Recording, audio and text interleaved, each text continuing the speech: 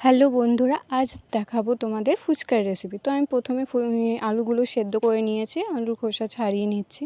তো আলুর খোসা ছাড়ানোর পর আমি তেঁতুল ভিজিয়ে রেখেছি যাতে তাড়াতাড়ি গলে যাবে। এবার শুকনো খোলায় আমি শুকনো লঙ্কা, ধনে আর জিরে ভালো করে ভেজে নিচ্ছি। তারপর আমি এই যে ফুচকাগুলো ভেজে নিচ্ছি সুন্দর করে। ফুচকা ভাজার পর আমি টক জল বানাবো। এবার আমি তেঁতুল ওইগুলো গুলিয়ে নিয়েছি। তারপরে যে ভাজা মশলাটা আমি গুঁড়ো করেছিলাম, তো সেই ভাজা মশলাটা দিয়ে দিলাম।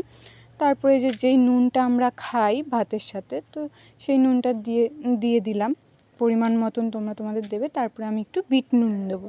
বিট নুনটা দিলে জলের টেস্টটা ভালো হবে। তো পরিমাণ মতন বিট নুনও দিয়ে দিলাম। তারপর ভালো করে মাখানোর পরে আমি এই যে আলু সেদ্ধগুলো নিয়ে চলে এসেছি, পেঁয়াজ লঙ্কা কুচি সব নিয়ে চলে এসেছি। এবার আমি আলু সেদ্ধর সময় একটু কাঁচা লঙ্কা সেদ্ধ দিয়েছিলাম, তো সেগুলো একটু মেখে নিচ্ছি।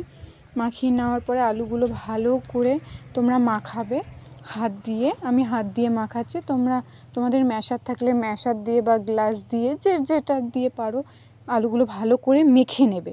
যত আলু ভালো মাখবে ততই টেস্ট, কিন্তু আলু মাখার টেস্ট কিন্তু ভালো হবে। তো আমার এখানে মাখানোর পরে ভালো মতন আমি মাখিয়ে নিয়েছি। তারপরে যে পেঁয়াজ কুচি আর কাঁচা লঙ্কা কুচি আমি করেছিলাম সেগুলো দিয়ে দিলাম। পেঁয়াজ কুচিগুলো দিয়ে দেওয়ার পরে এখানে দিয়ে দিলাম।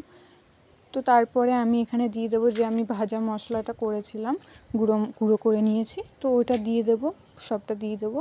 দিয়ে দেওয়ার পরে একটু বিট নুন দেবো। আমি এখানে আর অন্য নুন দেবো না, শুধু পরিমাণ মতন বিট নুনটাই দেবো।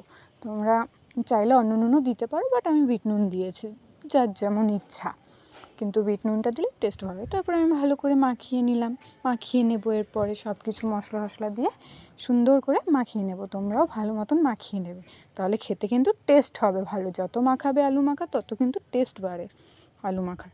তো আমার এখানে আলু মাখা প্রায় হয়ে গেছে। তো এখানে আমি সার্ভ করে দিয়েছি, দেখো সবাই চলে এসছে। তো এই যে আমার fuchka. Thank you for watching.